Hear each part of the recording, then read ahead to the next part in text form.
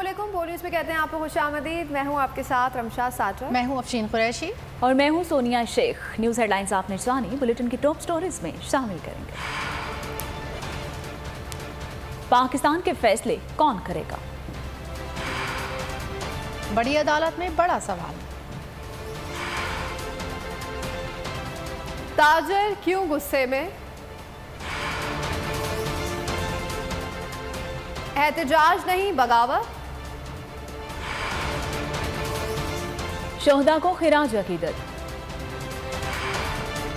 Police चौकी पर हमला।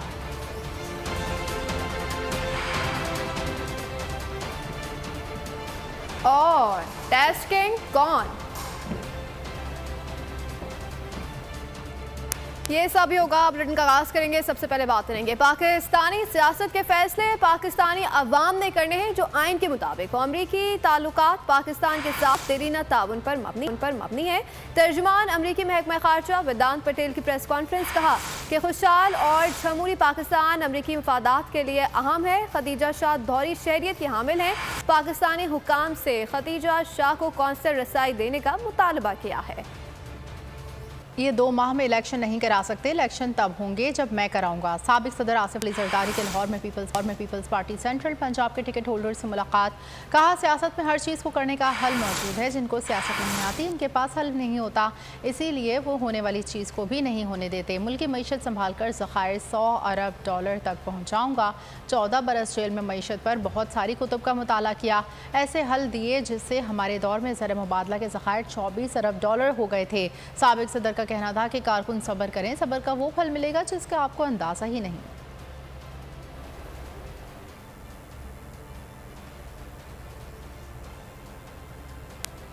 शाह महमूद कुरैशी को अदालती हुक्म पर अडयाला जेल से रिहा कर दिया गया है। रिहाई के बाद मीडिया से बातचीत करते हुए उन्होंने कहा कि इंसाफ का झंडा मेरे हाथ में है। केस की दिन रात पैरवी पर कानूनी टीम का शुक्रिया अदा करता हूं और हजारों कारकुन कैद में हैं। इनकी रिहाई की कोशिश करेंगे। कारकुन हौसला ना हारे, हर ग्रुप के बाद तुलू होता है। शाह महमूद कुरैशी ने कहा कि कैद तन्हाई में 1 माह गुजरा है। सारी चीज़ों का जायजा लेने के लिए वसी वक्त मिला है। बीवी और बच्चों ने हौसला दिया है। मुझे कहा गया कि हमारे लिए परेशान मत होना। चेयरमैन से मुलाकात के बाद तफसीली बातचीत करूंगा। तहरीक इंसाफ के कारकुनान से ये कहना चाहता हूँ कि आज भी इंसाफ का झंडा मेरे हाथ में है और मैं तहरीक इंसाफ के कारकुनान से कहना चाहता हूँ आजमाइश का वक्त है, मुश्किल वक्त है। हौसले में रहिए, हिम्मत ना हारिए, रात कट जाएगी। हर गरूब के बाद एक तुलू भी होती है, उस तुलू का इंतजार कीजिए। कैद तन्हाई में 1 महीना गुजरा और सोचने का और चीजों का जायजा लेने का वसी वक्त है। मैं शुक्रिया अदा करना चाहूंगा अपनी फैमिली का। मेरी इस कैद में मेरे बच्चों ने बड़ा साथ दिया। जैन ने, मेरी बेटियों ने मेरा हौसला बांधा और कहा कि आपने हमारी वजह से किसी दबाव में नहीं आना, परेशान नहीं होना, अल्लाह हमारी हिफाजत करेगा। वज़ीर आज़म शहबाज शरीफ की ज़ेर सदारत कौमी इक़्तिसादी कौंसिल का इजलास। आइंदा माली साल 2022-2023 के नज़रसानी शुदा तरक्याती बजट की मंजूरी। कौमी तरक्याती बजट का हुजम 1559 अरब रुपए मुख्तस। पंजाब का तरक्याती बजट 426 अरब, खैबर पख्तूनख्वा का 268 अरब रुपए होगा जो आइंदा 4 माह के लिए है। सालाना तरक्याती बजट के लिए 617 अरब जबकि बलूचिस्तान के लिए 248 अरब रुपए की मंजूरी दी गई है। साल 2024-23 के तरक्याती फंड्स में रबा बरस की निस्बत 17% का इजाफा। तरक्याती बजट में मजमूई तौर पर 1182 स्कीमें शामिल की गई हैं जिनमें 311 नई जबकि 871 जारी तरक्याती स्कीमें हैं। इजलास में पाकिस्तान इकनॉमिक आउटलुक 2035 की उसूली मंजूरी भी दी गई।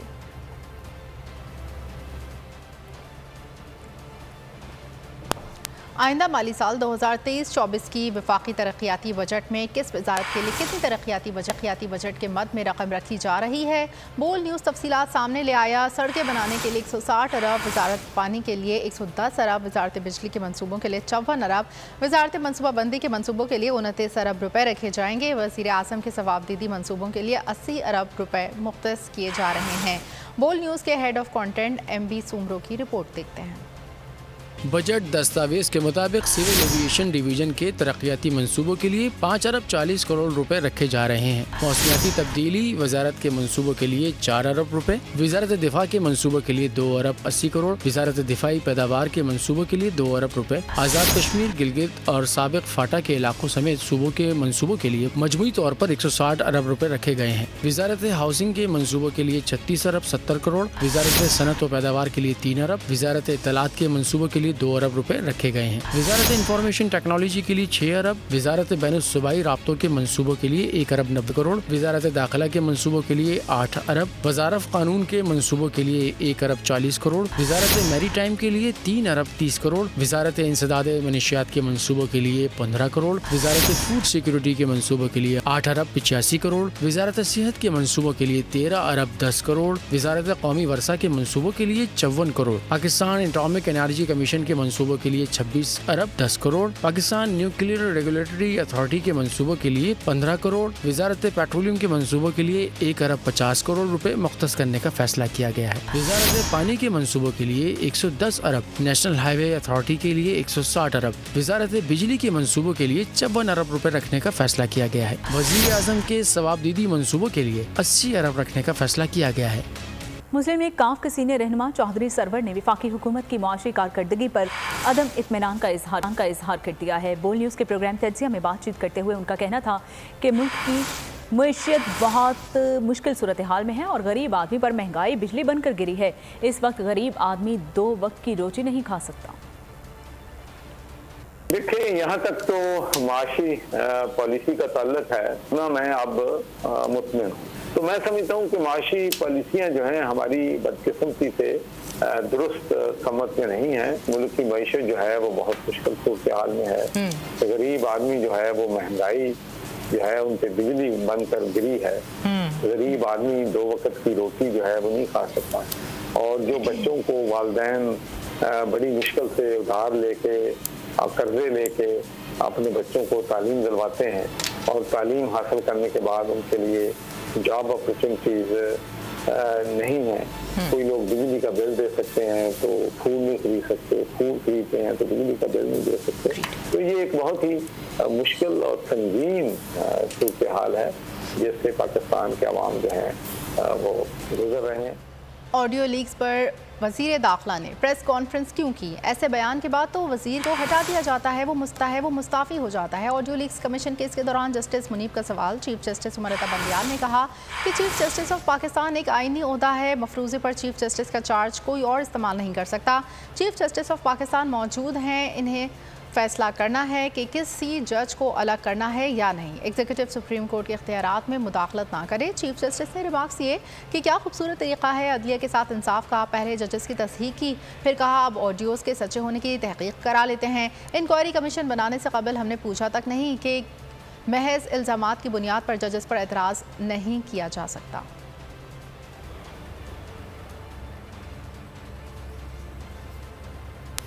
आज़ाद कश्मीर में ज़िंदगी इंतखाब का मैदान सियासी पारा हाई हो गया। पीपी रहनुमा ने मरियम नवाज पर तनकीदी तीर चला दी है। चौधरी मंजूर ने इलेक्शन मुहिम से खिताब में कहा कि मरियम नवाज को आखिरी हथियार के तौर पर यहाँ लाया गया। मरियम नवाज बेनज़ीर बनने की कोशिश ना करें, आप मरियम नवाज ही रहें। बेनज़ीर भुट्टो बनने के लिए कुर्बानियाँ देनी पड़ती हैं। अब जब उनके पास कोई रास्ता न रहा तो आज मोहतरमा मरियम नवाज शरीफ साहिबा को यहाँ पे लेके आए हैं आखिरी हथियार के तौर पर। मोहतरमा मरियम नवाज साहिबा, मैं नहीं चाहता बेनज़ीर बने, अब मरियम नवाज शरीफ ही रहे। बेनज़ीर बनने के लिए बाप को कत्ल करवाना पड़ता है, बेनज़ीर बनने के लिए एक भाई को कत्ल करवाना पड़ता है, बेनज़ीर बनने के लिए सक्खर की 50 डिग्री के दर्जा हरारत में 2 साल कैदे तन्हाई में 26 साल की उम्र में रहना पड़ता है। मोहतरमा मरियम नवाज साहिबा, अल्लाह ना करे कि आप बेनज़ीर भुट्टो बने। वो बेनज़ीर बनने के लिए इतनी बहादुरी और जुर्रत चाहिए। पीटीआई रहनुमाओं के खिलाफ मुकदमात की समाअत। जिना हाउस जलाओ घेराव केस में डॉक्टर यासिन राशिद की बरियत हुकूमत पंजाब ने चैलेंज कर दी है। लाहौर हाई कोर्ट से इस्तदा की गई है कि फैसले को कानूनन करार दिया जाए। यासिन राशिद वर्कर्स को जिना हाउस लेकर गई।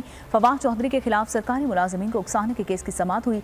इस्लामाबाद की सेशन अदालत ने फवाद चौधरी को 14 जून को ज़ाती हैसियत में तलब कर लिया। उमर अयूब के घर छापा और फैमिली को हिरासत करने के खिलाफ दरख्वास्त पर समाअत हुई। इस्लामाबाद हाई कोर्ट ने जो FIR में नामजद है उसे बेशक गिरफ्तार करें, लेकिन दीवार फैलाकर लोगों को बिला वजह तंग न करें।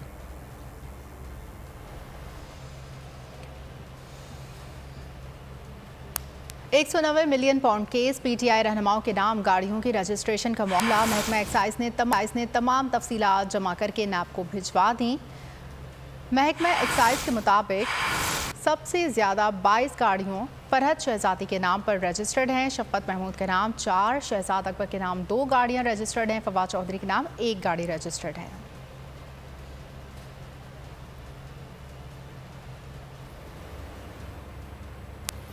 साबिक वजीर मोनिस इलाही पर करप्शन और मनी लॉन्ड्रिंग के इल्जामात पर FIA ने मुकदमा दर्ज करके तहकीकात शुरू कर दी है। मोनिस इलाही पर बहैसियत वफाकी वजीर आबी ज़खायर अरबों रुपए की करप्शन और करोड़ रुपए रिश्वत वसूली का इल्ज़ाम है। FIA के मुकदमे में इल्ज़ाम लगाया गया कि मोनिस इलाही ने इख्तियारात का नाजायज़ इस्तेमाल किया और करप्शन और रिश्वत सतानी से कमाई गई रकम की मनी लॉन्ड्रिंग की।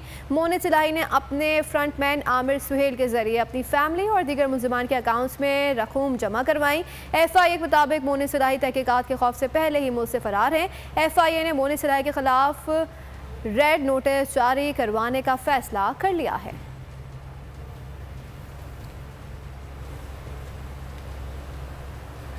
खबरों के सिलसिले को आगे बढ़ाएंगे और यहाँ आपको बताएंगे कौमी इक़्तिसादी कौंसिल का मुल्क भर में मार्केट्स रात 8 बजे बंद करने का फैसला। इजलास में कौमी तवानाई बचत प्लान पेश किया गया। एहसन इकबाल का कहना था कि कमर्शल एरा 8 बजे बंद हो जाएंगे। एनर्जी की बचत के लिए सूबाई हुकूमतें अमल दरामद कराएंगी। अमरीका, यूरोप, चीन में कमर्शियल एरियाज़ को खोलने की इजाज़त नहीं होती। तवानाई की बचत से सालाना $1 अरब की बचत होगी। एहसन इकबाल का कहना था कि तरक्की के लिए सियासी इस्तेहकाम भी ज़रूरी है। हालिया सैलाब से पाकिस्तान को बहुत ज़्यादा नुकसान हुआ। मैन्युफैक्चरिंग के शोबे में जदीद टेक्नोलॉजी को अपनाया जाएगा। मईशत की बेहतरी के लिए बरामदात बढ़ानी होंगी। वर्किंग ख़वातीन में 22,000 स्कूटीज़ भी तकसीम की जाएंगी। हुकूमत कोशिश कर रही है कि हम 2 तरह के इकदाम उठाएं। एक, एनर्जी की कंजर्वेशन करें और इसके लिए आज जो काबीना ने पैकेज मंजूर किया था, एनर्जी को बचाने के लिए दुकानों को और कमर्शियल सेंटर्स को 8 बजे बंद होना चाहिए। इसी तरह जो हमारे मुल्क के अंदर लाइट्स हैं, जो पुराने बल्ब हैं, उनको ख़त्म करके LED लाइट्स पे स्विच किया जाए। ये वो ऐसे इकदाम हैं कि जिससे हम सालाना $1 अरब की बचत कर सकते हैं। और ताजरों ने कारोबार 8 बजे बंद करने का हुकूमती फैसला मुस्तरद कर दिया। और पाकिस्तान अंजुमन ताजरान के chairman supreme council Naeem Mir का कहना है कि हुकूमत का एक तरफा फैसला कबूल नहीं। ताजर महंगी बिजली खरीदते हैं, हमसे बिजली बचाकर सस्ती बेची जा रही है। कारोबार के लिए दिए गए वक्त में बिजली मिलेगी या नहीं, इंतजामिया और पुलिस की भत्ताखोरी रोकी जाएगी या नहीं। सदर और पाकिस्तान अंजुमन ताजरान अजमल बलोच कहते हैं कि ऐसी गर्मी में दिन के वक्त गाहक नहीं आते। जो सबसे महंगी कमर्शियल बिजली का आपका खरीदार है, अगर आप उसे कह रहे हैं कि तुम कारोबार बंद कर दो, हमें इंटरप्टेड बिजली की सप्लाई की सूरत में हमें आप देंगे या नहीं देंगे। पुलिस और इंतजामिया भत्ताखोरी नहीं करेगी और इस फैसले को पुख्ता करें, तभी इस फैसले पर अमल दरामद हो सकता है। बसूत दीगर ये फैसला नाकाबिले अमल है। इस गर्मी में कौन दिन में खरीदारी कर सकता है? हुकूमत ने रात 8 बजे दुकानें बंद करने का जो फैसला किया है उसको हम मुस्तरद करते हैं। आज एहसन इकबाल साहब ने बयान जारी किया है कि जी तवानाई के बहरान के हवाले से जो है हम पाकिस्तान की चारों सूबों की मार्केटें जो है वो रात 8 बजे बंद करेंगी। जिस कम्युनिटी के हवाले से मैं इसको मुस्तरद करता हूँ। हम बिल्कुल बंद नहीं करेंगे टाइम से, हम अपने टाइम से 9 बजे या 10 बजे दुकानें बंद करेंगे। और वैसे घड़ी के अंदर वैसे भी दिन में कस्टमर निकलता नहीं है। ये अपनी लोड शेडिंग खत्म कर दे, हम बंद करने को होते हैं। शर पसंद रेड लाइन क्रॉस कर चुके, किसी सूरत रियायत नहीं मिलेगी। आर्मी एक्ट के तहत कार्रवाई नहीं होगी तो क्या ट्रैफिक एक्ट के तहत कार्रवाई होगी? वज़ीर दाखिला राना सनाउल्लाह का कहना है कि जिना हाउस से हसास दस्तावेज़ात चुराइयाँ उठाई गई। कल को ये सब हमसाया मुल्क में पाकिस्तान के खिलाफ इस्तेमाल हो रही होंगी। 9 मई को शरपसंदों ने तयशुदा मनसूबे के तहत रियासत और फौज पर हमला करके बगावत की है। सियासी एहतजाज का नाम देकर मुआफ नहीं किया जा सकता। आर्मी हाउस, जना हाउस जो है, वहाँ पे हसास तंसीबात थी, वहाँ पे हसास इंफॉर्मेशन थी, उनको या तो जला दिया गया या वहाँ से कंप्यूटर और लैपटॉप जो है वो उठा लिए गए। तो क्या ये चीज़ें जो हैं ये आर्मी एक्ट के तहत नहीं आती? ये उनकी रिकवरी जो है अगर आर्मी एक्ट 1952 के तहत नहीं होगी तो क्या फिर ट्रैफिक चालान के तहत होंगी? कल को मालूम हो कि जी वही तकसीबात और वही चीज़ें जो वहाँ से चुराई गई हैं वो किसी हमसाया मुल्क में जो है वो पाकिस्तान के खिलाफ इस्तेमाल हो रही है। रियासत के ऊपर हमला किया गया और अब कहा जा रहा है कि जी ये तो हमारा सियासी एहतजाज था। ये सियासी एहतजाज नहीं था, ये सरकशी थी, ये बगावत है, ये सरकशी है। तो अब इनको इसका जो है वो हिसाब देना हो, इसकी कोई माफ़ी नहीं है। 9 मई को जो हुआ एक शख्स की इश्तियाल अंगेज़ी पर हुआ। पाकिस्तान कोई बनाना रिपब्लिक नहीं, मुल्क में कानून मौजूद है। काफिले के रहनुमा आयशा गुललई की 9 मई के वाक़यात की मज़म्मत। बोल न्यूज़ के प्रोग्राम ऐसे नहीं चलेगा में गुफ्तगू करते हुए कहा कि PTI के हक़ाइक़ कौम के सामने आ चुके हैं। चेयरमैन PTI के पास फंडिंग थी, अकेले नहीं थे। पहले अंदाज़ा लगा लिया था जहाज़ चलाने वाला और इसका सिस्टम ठीक नहीं। 9 मई को मैं 9/11 ऑफ पाकिस्तान कहती हूँ। और इस दिन जो हुआ मैं समझती हूँ कि ये एक शख्स की इश्तियाल अंगेज़ी पे हुआ।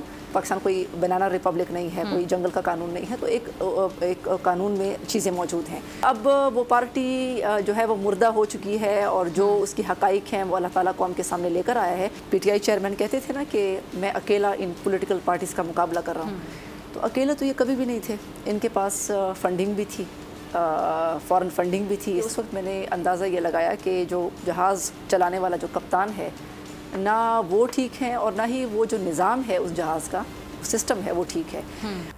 9 मई के पुरतशद्दुद वाक़यात के बाद मुख्तलिफ स्कूल्स के तालिबा और तालिबात का जना हाउस का दौरा। तालिबा ने 9 मई की शरपसंदी पर गम और गुस्से का इजहार किया। तालिबा ने जना हाउस को आग लगाने की मजम्मत की। कहा कि हम पाक फ़ौज के शाना बशाना खड़े हैं और शहीदों के बुलंद दर्जात के लिए दुआगो हैं। उसातिज़ा का कहना है कि मुनज़्ज़म साजिश के तहत तख़रीबकारी की गई। 9 मई के वाक़यात को देखकर बहुत अफसोस हुआ है। इसकी हम पुरज़ोर मज़म्मत करते हैं और इसके अलावा हम शोदा की जो यादगार हैं उनको नुकसान पहुंचाने के ऊपर भी बहुत हमें अफसोस है, क्योंकि शोदा हमारे हीरोज़ हैं और किसी कौम का ये सरमाया होते हैं।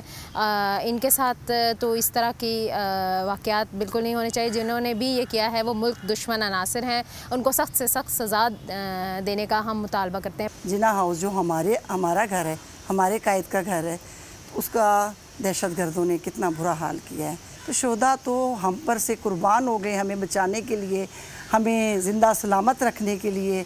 तो अगर उनकी यादगारों की बेहुरमती की गई है, इतनी तकलीफ़ हुई है देख के कि बयान नहीं मैं कर सकती। इतनी बेहुरमती की गई हमारे शोदा की, वो शोदा जो हमें हमारी ज़िंदगियों को सेव करते हैं, हमें बचाते हैं हर मुश्किल से, जो हमारी शान है, हमारी आन है, हमारी जान है, जिन्होंने एक मस्जिद को नहीं छोड़ा।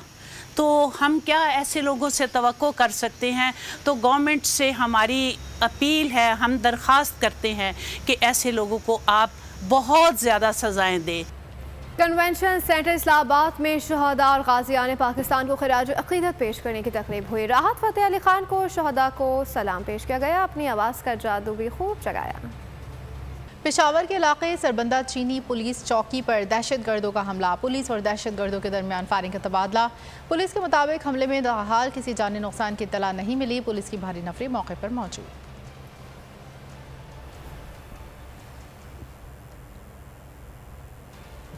शुमाली वज़ीरिस्तान में शहीद होने वाले फ़ौजी एहलकारों की नमाज़ जनाजा अदा कर दी गई है।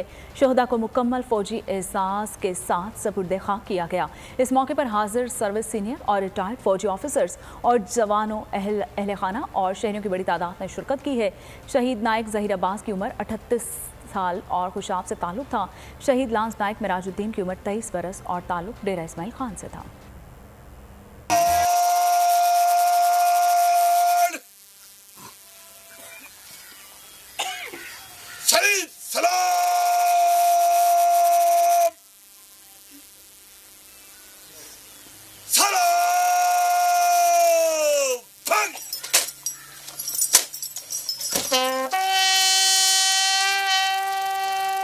कोयटा में इंसानी जानें गैर महफूज। सीनियर वकील एडवोकेट अब्दुल रज़ाक नामालूम अफराद की फायरिंग से जाँ बहक। वज़ीर आला बलूचिस्तान ने नोटिस लेकर IG से रिपोर्ट तलब कर ली। एडवोकेट अब्दुल रज़ाक के कत्ल के बाद वकला बरादरी का अदालती कार्रवाई का मुकम्मल बायकॉट। वज़ीर आज़म के मोमिन ख़ुसूसियत अतारर ने अब्दुल रज़ाक शर के कत्ल का इल्ज़ाम चेयरमैन PTI पर लगा दिया। कहा अब्दुल रज़ाक शर को टारगेट करके शहीद किया गया। वो गद्दारी के मुकदमे में चेयरमैन PTI के खिलाफ दरख्वास्त गुजार थे। आज बहुत बेदर्दी के साथ बड़े सफाकाना तरीके से कोयटा एयरपोर्ट रोड के पास टारगेट किलिंग के नतीजे में वो शहीद हुए हैं। अब्दुल रज़ाक शर ना सिर्फ दरखास्त गुजार थे संगीन गद्दारी के मुकदमे में, उसमें वकील भी थे, उसकी मुकम्मल पैरवी भी कर रहे थे। ये एक मिलिटेंट जमात बन चुकी है। जो कत्ल का मुकदमा दर्ज होगा, मुकम्मल तफ्तीश होगी। शहर कायद में डाकुओं का राज है। यूनिवर्सिटी रोड के करीब बहादुर पुलिस एहलकार ने डकैती की कोशिश नाकाम बना दी है। डकैती के दौरान मुजामत पर फायरिंग से पुलिस एहलकार जख्मी हो गया। पुलिस हुकाम के मुताबिक जख्मी एहलकार की शनाख्त राशिद मिनहास के नाम से हुई है। जख्मी पुलिस एहलकार ने वारदात में मुलविस एक डाकू को भी मौके पर ही पकड़ लिया, दूसरा फरार हो गया। उधर गिजरी थाने की हुदूद सेहर कमर्शियल में वाक़ मेडिकल लेबॉर्ट्री में वारदात। डाकू अकाउंटेंट को कुर्सियों से बांधकर तसल्ली से 3 करोड़ रुपए लूटकर बासानी फरार हो गए। पुलिस का कहना है कि वारदात की ताख़ीर से रिपोर्ट मामले को पुरअसरार और मशकूक बना रही है। दूसरी जानिब पुराना गोलीमार रैक्सलपुर के करीब डाकुओं की फायरिंग से अब्दुल बासित नामी नौजवान जख्मी हो गया।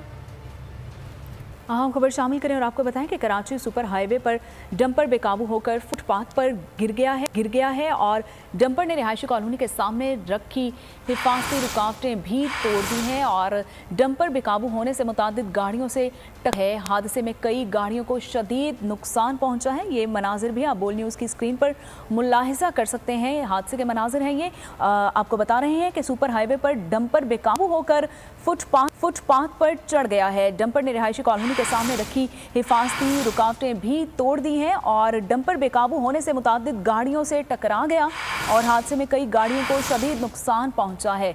अपडेट कर रहे हैं आपको, कराची सुपर हाईवे पर डंपर बेकाबू होकर फुटपाथ पर चढ़ गया। फैसलाबाद में 25 साल भिखारी से पुलिस ने तलाशी के बहाने 7 लाख रुपए निकाल लिए। पुलिस ने भिखारी से सवाल किया कि आपने 7 लाख कहां से लिए। भिखारी ने पुलिस को जवाब दिया कि 25 साल भीख मांग कर रकम इकट्ठी की है। भिखारी ने इल्ज़ाम लगाया कि पैसे पुलिस ने निकाल लिए हैं। भिखारी ने पुलिस एहलकारों के खिलाफ इंदराज मुकदमा के लिए अदालत में दरख्वास्त भी दायर कर दी। तहसील जुमेल में अमीर ज़ातों ने अपनी अदालत लगा ली। ड्राइवर को बदतरीन तशद्दुद का निशाना बनाया। मुलजमान तशद्दुद की वीडियो भी बनाते रहे। मुलजिम रहीमुल्लाह ने अपने ड्राइवर पर चोरी का इल्ज़ाम लगाकर तशद्दुद का खूब निशाना बनाया। जुल्म का शिकार मुद्दई रिजवान ने बताया कि रहीमुल्लाह वल्द फजल मन्नान ने 3 रोज़ तक रस्सियों से बांध कर रखा, बिजली के तार से तशद्दुद करते रहे। कराची का मेयर पीपल्स पार्टी से होगा। मुर्तज़ा वहाब ने फिर दावा कर दिया। कहा शहर कायद में हमारी हुकूमत बनने जा रही है। अमीर जमात इस्लामी हाफिज़ नईमुर रहमान ने मेयर कराची के इंतखाब के तरीक़ेकार पर एतराज़ उठा दिया। कहा बल्दियाती इंतखाबात के बाद गैर मुंतखब अफराद को मेयर कराची बनाने का कानून दुरुस्त नहीं, हम इस पर अदालत जाएंगे। मुर्तज़ा वहाब का कहना था शहरी इंतजामी के वफाकी और सूबाई हुकूमत से रवाबित ज़रूरी हैं। अब धरनों की सियासत से बाहर निकलें और चार्टर ऑफ कराची पर काम करें। हाफिज़ नईम का कहना था कि बल्दियाती इलेक्शन को जीतने वाले अफराद मेहनत करके ऐवानों तक पहुँचते हैं। इलेक्शन कमीशन ने इलेक्शन की शेड्यूल के बाद इस तरह के कानून मंजूर करने के लिए पीपल्स पार्टी को पूरा मौका फराहम किया।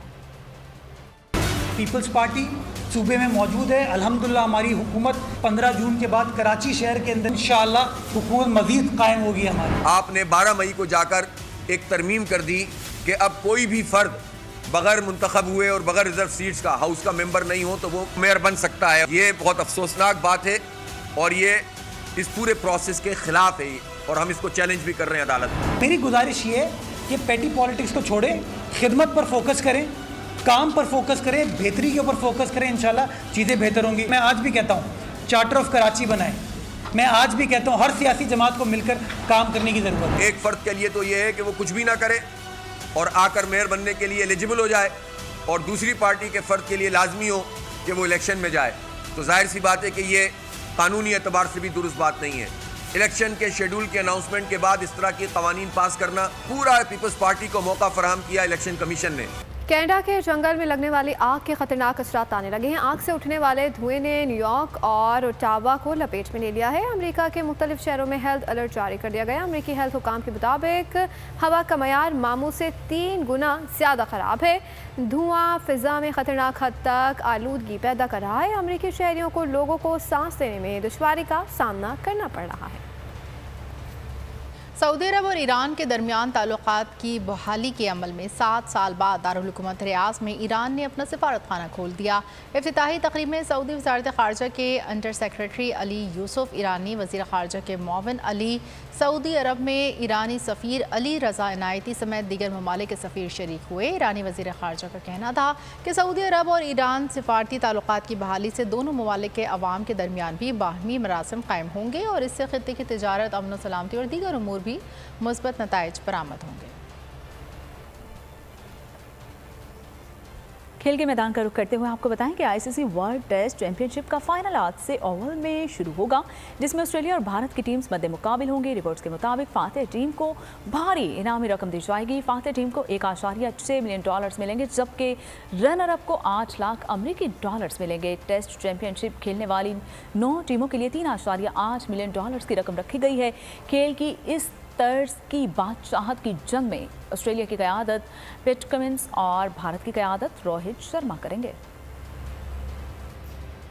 पीसीबी का साजिशी एजेंडा पाया तकमील को पहुंच गया है। एशियन क्रिकेट काउंसिल के तमाम मेंबरान ने एशिया कप के लिए पाकिस्तान को तजवीज़ करदा हाइब्रिड मॉडल मुस्तरद कर दिया। मुमकिन तौर पर पाकिस्तान एशिया कप का बाइकआउट कर सकता है। पाकिस्तान के बाइकआउट की सूरत में एशिया कप मनसूख होने का इम्कान है। इवेंट के मुतबादल के तौर पर 4 या 5 रुकनी टूर्नामेंट कराया जाएगा। ब्रॉडकास्टर्स के नुकसानात का इजाला किया जा सकेगा। भारतीय मीडिया के मुताबिक मुतबादल के तौर पर 4 या 5 रुकनी टूर्नामेंट कराया जाएगा। बाबर आजम ने नामवर रेसलर्स और फुटबॉलर के साथ तस्वीर शेयर करते हुए कहा कि मुझे और रिजवान को कोई और खेल खेलना शुरू कर देना चाहिए।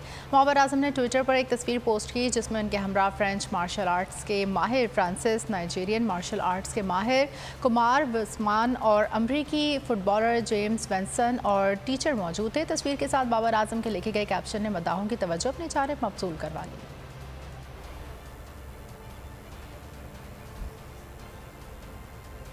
और सऊदी प्रो लीग चैंपियंस अल इत्तेहाद क्लब का क्रीम बेंजेमा से 3 साला मुआहिदा तय पा गया है, जिसके बाद आइंदा सीज़न से वो सऊदी लीग में एक्शन में नजर आएंगे।